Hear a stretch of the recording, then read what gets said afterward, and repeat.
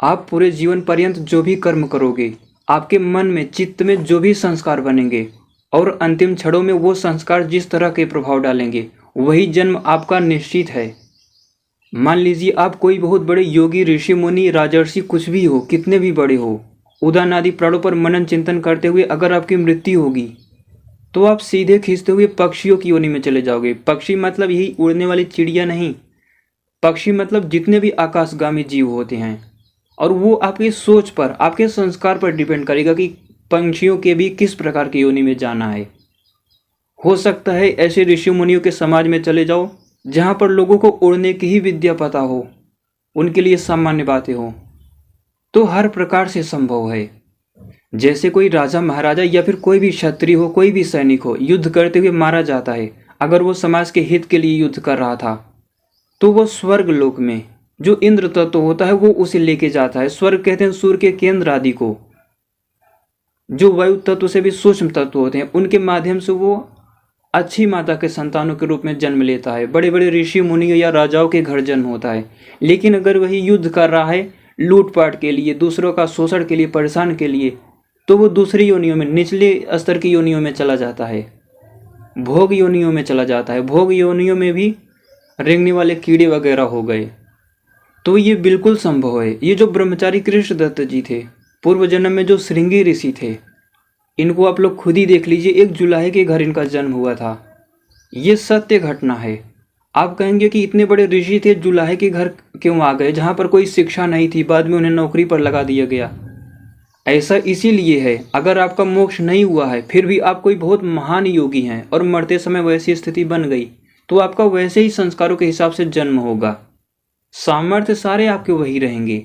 इसे थोड़ा वैज्ञानिक दृष्टि से आप लोग समझने का प्रयास कीजिए। जैसे हमारी जो आत्मा होती है, आप लोग जानते हैं मानव शरीर में 9 द्वार होते हैं। 2 आँखों के द्वार, इनसे निकल जाती है किसी एक आँख से या दोनों आँखों से, या फिर 2 श्रोत्र के द्वार, कानों के द्वार होते हैं। मुख का एक द्वार है, 2 नाकों के द्वार हैं, एक मल का द्वार है, एक मूत्र का द्वार है और एक मुख का द्वार है। ये 9 द्वार हैं। इन द्वारों से सामान्य व्यक्ति की आत्मा इन्हीं के द्वारा निकलती है। अगर आंखों से निकल जाती है, आप लोग देखे होंगे, अलग ये प्राणों का विज्ञान है, अलग सूक्ष्म प्राण खींचते हुए ले जाते हैं। तो अगर आंखों के माध्यम से निकलती है तो आंख खुली रह जाती है, नहीं तो जब आंख बंद रहती है मरने के बाद भी तो कान से वो आत्मा निकल जाती है, नाकों से निकल जाती है, मुख से निकल जाती है तो मुख खुला रहता है। ये प्राणों ने खींचा, उसे शरीर से बाहर निकाल दिया। मरते समय जब मानव का शरीर तड़पता है उस समय आप लोग ध्यान दो, हो सकता है आंखों से ना निकले तो आंख बंद रह जाते हैं लेकिन मुख खुल जाता है, यानी मुख से निकल गई आत्मा। मलमूत्र के भी द्वार से निकल जाता है वो। लेकिन जो योगी होता है उसका ब्रह्मरंध्र होता है, जो मनस तत्व, हमारे दोनों मस्तिष्क के बीच में एक सूक्ष्म ब्रह्मरंध्र होता है, उसी के इर्द गिर्द मनस तत्व होता है। योगी उसके माध्यम से आत्मा को 10वें द्वार से निकाल देता है, तो फिर वो मुक्त हो जाता है। उदान आदि प्राणों की क्रिया ऐसी होती है ना, वो अपनी आत्मा को ब्रह्मरंध्र से निकाल देता है, 9 द्वारों से भी हटके। तो इस विज्ञान को समझते हुए इसे आप समझ सकते हो।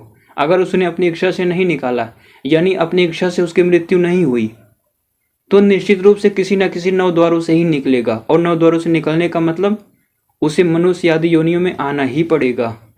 तो इसका बहुत व्यवस्थित विज्ञान है। और ये सब पहले आप पदार्थ विज्ञान को अच्छे से जब समझ लोगे, स्पेस की यूनिट क्या होती है, अलग अलग प्राण क्या होते हैं, सूक्ष्म कणों में कैसे काम कर रहे हैं, हमारे शरीर में कैसे काम कर रहे हैं, उल्टी वगैरह कैसे उदान प्राण के द्वारा होती है, कूर्म प्राण के द्वारा पलकें कैसे झपक रही हैं, श्वास आदि कैसे ले रहे हैं, इन सब के विज्ञान को पहले आप पदार्थ विज्ञान को जब अच्छे से समझ लोगे, सूक्ष्म महाभूतों से होते ये अलग अलग प्राण व देव रूपी पदार्थों को अच्छे से, उसके बाद तब ये सारी चीज़ें आध्यात्म की आप लोगों को समझ में आएंगी कि आत्मा कैसे निकलता है, कैसे जाता है।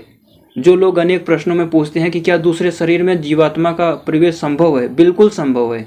अलग अलग प्राणों को वश में करके, सारे कर्मों को छीड़ करके वो योगी दूसरों के शरीरों पर नियंत्रित कर सकता है, जा सकता है, उसके मन में प्रवेश कर सकता है। ये सब संभव है, लेकिन कोई अफवाह या अंध विज्ञान नहीं, इसी वैदिक विज्ञान के आधार पर ये सब संभव है। तो इसका अध्ययन कीजिए, अच्छे से इस पर विचार कीजिए, मनन चिंतन कीजिए, ध्यान आदि कीजिए।